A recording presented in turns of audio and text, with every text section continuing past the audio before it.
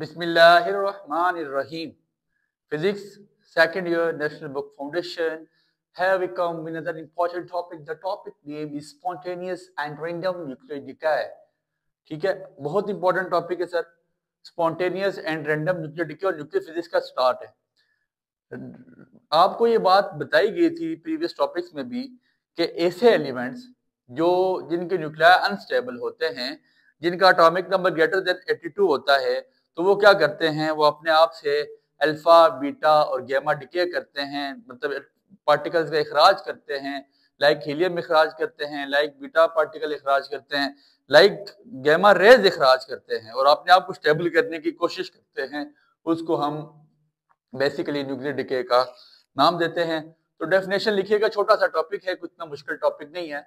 कहता है a process of disintegration, टूट जाना किसका जी, डेट अकर्स, कब होती है, date occurs when unstable nuclear, when date occurs when unstable nuclear decay, when unstable nuclear, जब एक अनस्टेबल न्यूक्लियर क्या करते हैं, टूटते हैं.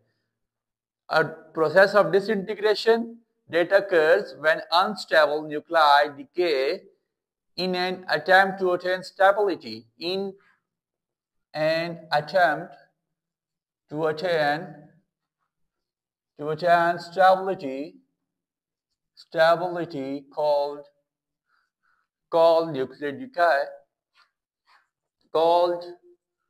nuclear decay, and this decay may be spontaneous or random in nature. अच्छा, कहते हैं ये ऐसा प्रोसेस ऑफ डिसइंटीग्रेशन, टूटने का ऐसा अमल, that occur when unstable nuclear, जब अनस्टेबल न्यूक्लियर क्या करता है, कोशिश करता है कि वो स्टेबिलिटी को अटेन करे, उसको हम क्या कहते हैं, न्यूक्लियर डिके. और ये जो न्यूक्लियस का टूटना होता है, ये स्पॉन्टेनियस भी होता है और रैंडम भी होता है. ये स्पॉन्टेनियस नेचर भी रखता है, फौरन से भी हो जाता है, और रैंडम का मतलब अचानक से, इसमें कोई इतनी रॉकेट साइंस नहीं है. ठीक है जी. फिर कहता है, देखे ना, आपको प्रिडिक्शन नहीं हो सकती कि यार न्यूक्लियर अनस्टेबल है तो वो अपने आप को तोड़ना कब शुरू कर देगा, न्यूक्लियर अनस्टेबल है वो कितना टाइम लेगा. आपको हाफ लाइफ टॉपिक जब पढ़ाया जाएगा तो उसमें आपको समझ आ जाएगी सर कि न्यूक्लियर की अनस्टेबिलिटी को ना तो चेक किया जा सकता है और ना ही न्यूक्लियस जो अनस्टेबल आपके पास मौजूद है प्रिडिक्ट नहीं किया जा सकता कि वो कितना टाइम लेगा, उसकी जिंदगी कितनी है. ये चीजें बिल्कुल प्रिडिक्ट नहीं की जा सकती. ठीक है. फिर लिखिएगा radioactive decay is random in terms of time and direction. Radioactive decay is random in terms of time and direction. We can't predict the time when a particular nucleus will decay. When a particular nucleus will decay. कहते हैं जी हम कभी भी prediction नहीं कर सकते का time की. मैंने लिखा radioactive decay is random in terms of time and direction. ये अचानक होती है सर, कोई टाइम नहीं पता, कोई डायरेक्शन नहीं पता कि किस डायरेक्शन पे जाएगा. तो we can't predict the time when a particle nucleus will decay. ठीक है जी. फिर कहता है न्यूक्लियर डिके रैंडमली, ये अचानक से ही, रैंडम ही टूटना शुरू हो जाते हैं. We also can't predict the direction of particle और radiations, direction of particles or radiations would be emitted, will be emitted लिख लें, सॉरी would be emitted लिख लें, ज्यादा बेहतर रहेगा. would be emitted. कहता है we can't predict the direction, हम डायरेक्शन भी निकाल सकते हैं. ऑफ पार्टिकल, पार्टिकल कौन से, अल्फा और बीटा, और रेडिएशन कौन सी, gamma.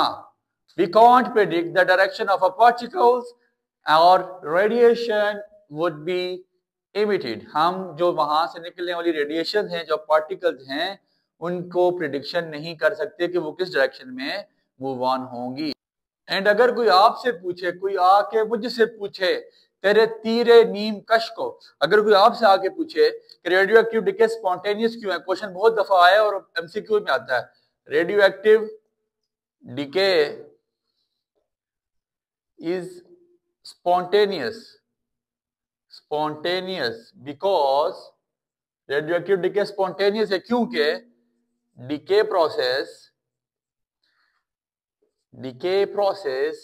is unaffected by changing in temperature, pressure and chemical changes ठीक है जी। कहते हैं डिके प्रोसेस इज अनअफेक्टेड, इसमें ये तीनों फैक्टर्स, टेम्परेचर बढ़ाएं उसको कोई परवाह नहीं, प्रेशर बढ़ाएं उसको कोई परवाह नहीं, केमिकल चेंज कर लें उसको कोई परवाह नहीं। सर स्पॉन्टेनियस होगा, अपनी मर्जी से होगा, आपके कहे से उसने नहीं चलना। So this is the topic. This is the first topic of your chapter, the chapter called nuclear physics, and it's an easy and important topic. And the concept that the MCQs will appear from this topic is why radioactive decay is spontaneous. This MCQ would appear, हो सकता है, may appear, and this is a very important MCQ. And ये पूछा जा सकता है कि why we can't predict the particular nucleus, हम न्यूक्लियस को डिके क्यों नहीं कर सकते। एंड छोटा सा टॉपिक, इंपॉर्टेंट टॉपिक, उम्मीद है बात आपके पल्ले पड़ चुकी है, दुआओं में आपने याद रखना है। बहुत शुक्रिया।